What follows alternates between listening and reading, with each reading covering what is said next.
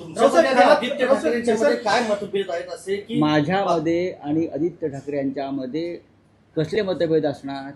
राज्यसभेच्या ज्या काही अत्यंत चुकीच्या बातम्या, ज्या सुरस बातम्या सध्या बाहेर येत आहेत नाही, सुरस बातम्या सुरस आहेत ना. त्या सुरस कथा बघा, तुम्ही ज्या प्रकारच्या बातम्या छापताय, कोणीतरी माझ्याशी या विषयावर एक साधा फोन करून विचारलं का, किंवा आदित्य ठाकरे यांना विचारलं का? मुळात जी बैठक झाली असं म्हणते, त्या बैठकीला मी उपस्थित नव्हतो. मी दिल्लीमध्ये माझ्या पुस्तकाच्या कार्यक्रमाला होतो. मी शिवसेना या पक्षामध्ये जन्मापासून आहे, मी परत सांगतो. आणि या पक्षामध्ये मी काही राज्यसभेचा खासदार व्हायला आलो नाही, आमदार खासदार मंत्री व्हायला आलो नाही. मी बाळासाहेब ठाकरे यांच्या विचारानं प्रेरित होऊन त्यांचा विचार महाराष्ट्राच्या कानाकोपऱ्यात नेता येईल, उत्तम संघटनेचं काम करता येईल, या विचाराने मी या पक्षामध्ये सतत काम करणारा एक सामान्य शिवसैनिक आहे. जरी मला बाळासाहेब ठाकरेंनी पक्षाचा नेता केला, अनेक वर्ष खासदार केला, तरीही मी स्वतःला एक शिवसैनिक मानतो. माझा दोष इतकाच आहे, मी माझी मतं परखडपणे मांडतो. हे सुद्धा मी बाळासाहेब ठाकरेंकडून तुम्ही खासदार नसाल असं आदित्य ठाकरेंनी म्हटलं. मला असं म्हणतोय की या पक्षातलं माझं अस्तित्व, वास्तव्य हे आमदार खासदार आणि मंत्री होण्यासाठी नाही. माणसाला केव्हा तरी एखाद्या पदाचा निरोप घ्यावा लागतो, याची तुम्ही मानसिक तयारी ठेवली पाहिजे कधीही.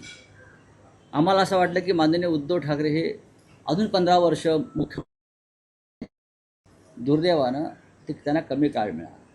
नियतीच्या मनात काय आहे कोणी सांगू शकत नाही. म्हणजे आदित्य ठाकरे राज्यात फिरत नाहीत अशी नाराजी. 2029ला उद्धव ठाकरे हे पुन्हा मुख्यमंत्री असतील का नसतील? आम्ही त्यांच्यासाठी प्रयत्न करू. आज आम्हाला गरज आहे, आम्हाला सगळ्यांना, आम्ही खासदार आहोत का आमदार आहोत का हे विसरून पक्षावर जे संकट आहे सध्या, फोडाफोडीचं, पळवापळीचं, ते रोखून आम्हाला एक मजबूत संघटन उभं करून पुन्हा एकदा महाराष्ट्रात जनतेसमोर जाणं आणि या सरकारविरुद्ध संघर्ष करणं ही आमची प्राथमिकता आहे. आदित्य ठाकरे राज्यात फिरत नाही अशी नाराजी व्यक्त केली जाते. उद्धव ठाकरे हे पुन्हा मुख्यमंत्री असतील तर या मे मध्ये ज्या विधान परिषदेच्या निवडणुका होत आहेत त्यात उद्धव ठाकरे हे महाविकास आघाडीचे उमेदवार असतील आणि तीच तयारी 2029ची या मे महिन्यातल्या विधान परिषद निवडणुकीत असेल. नाही, एक लक्षात घ्या, माननीय उद्धव ठाकरे जेव्हा 2019ला मुख्यमंत्री झाले तेव्हा ते आमदार होते का? नव्हते. नाही. राजकारण समजून घेतलं पाहिजे, तुम्ही अभ्यास केला पाहिजे. सुनित्राताई पवार डेप्युटी सीएम आहेत, आमदार होत्या का? होत्या का? नाही. आम्ही असं म्हणतो की आमचं यापुढलं सगळं काम जे आहे माझ्यासारख्या कार्यकर्त्याचं, हे पुन्हा एकदा शिवसेनेच्या हातामध्ये संपूर्ण सत्ता यावी, आम्ही सगळे मिळून, आणि नेतृत्व उद्धव ठाकरे यांनी करावं, ही आमची भूमिका आहे.